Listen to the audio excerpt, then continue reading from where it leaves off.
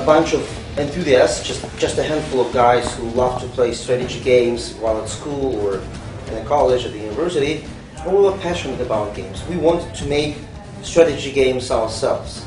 We wanted to make the best game ever. So we spent, before World of Tanks, 10 years making strategy games. Each next game was a little bit better than our previous game, but yet none of those games reached millions of dollars in revenues. They all were good, it was good PR, people loved them, but we did not earn much money. Well, we were a little bit lucky to have Mother Russia next to Belarus, and this free-to-play concept was born in Asia, in China, and Korea, and Taiwan, and it was very popular there at that time. The West did not think it was a good idea. Free, it means cheap. No, Western consumer will never do that. So, but this concept was going west anyway through Russia. So Russia was more ready for free to play. Free is good for Russians. Russians are people, so they loved free. So they were playing a lot of Chinese and Korean games, and also there were some developers of mostly browser games with free-to-play concept in Russia, making good money. So we met some of those people, and we said, okay, we have these tanks, we have these resources, we have this production team. Let's do something together. Let's make it free-to-play. So it pretty much those two Russian designers proposed World of Tanks and said, hey, let's make this. It was risky, but this is risky business.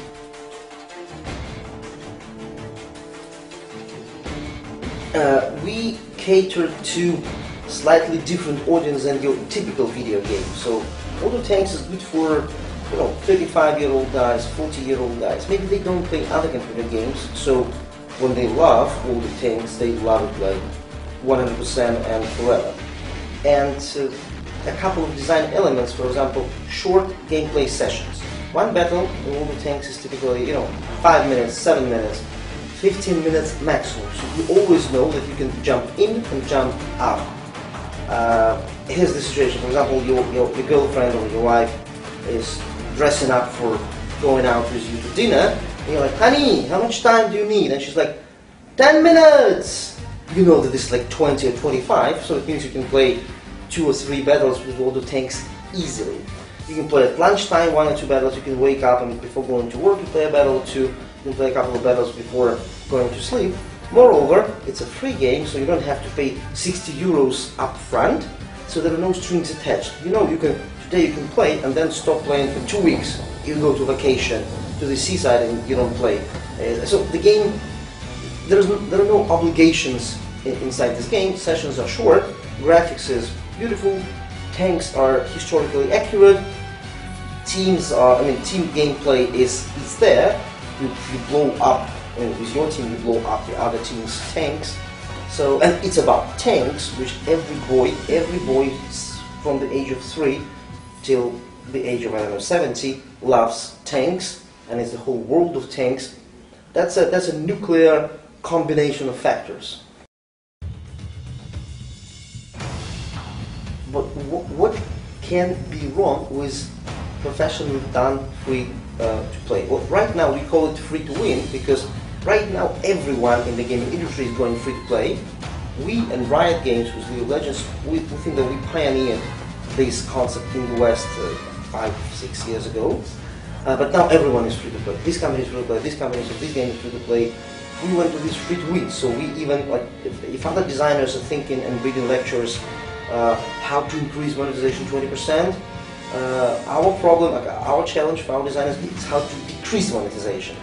The more soft monetization is in your game, the more players you have. World of Tanks today has 65 million registered players, so even if a small percentage monetize, you still have good revenue, and we are moving in this direction. I think it's solid. The game has to be, historically, games coming out of, let's say, China were not always good quality, and that was the problem of the conception. World of Tanks and some other games now showed if you put a lot of resources, if you put professional team, if you do AAA graphics, AAA sound, AAA gameplay experience, people just download it, play it for free. Whether they pay money later or not, that's another question, that's a statistical question.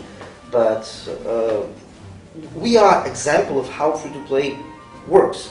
And it is coming to mobile, and it is coming to the console with all the things for the Xbox 360, and maybe some other games in the future. So it's coming, there is no way back. Esports is a new thing in the world. I think that sooner or later it will become as popular as football, probably. This year we organized our own wargaming.net league. So the prize money pool for this year is like 2.5 million. The next, dollars. The next year, of course, it will be bigger. However, we also partner with world's esports organizations like ESL in Europe, WCG, that's the World Cyber Games, some Russian, Ukrainian, Belarusian organizations. So it is growing. Those kids, those teenagers, they just sit in front of the computers all day, training, put together a team, get some sponsorship, and they win big money on the stage. So we live in digital times. There is no way back for esports. So pushing, persistence. Yes, it's not as big as football today. We'll do our push this year, and the next year, and the next. Not only other companies are doing a lot of esports too. So esports is going to be only bigger and bigger in this world. I have to answer. So it's only 1 week when we finalized the paperwork, right? It was auction, and we did not know before whether we'd get it or not. Yeah. So of course, Kislyi is happy to learn that his company now owns Total Annihilation, and this is a legendary franchise. We got it just a week ago.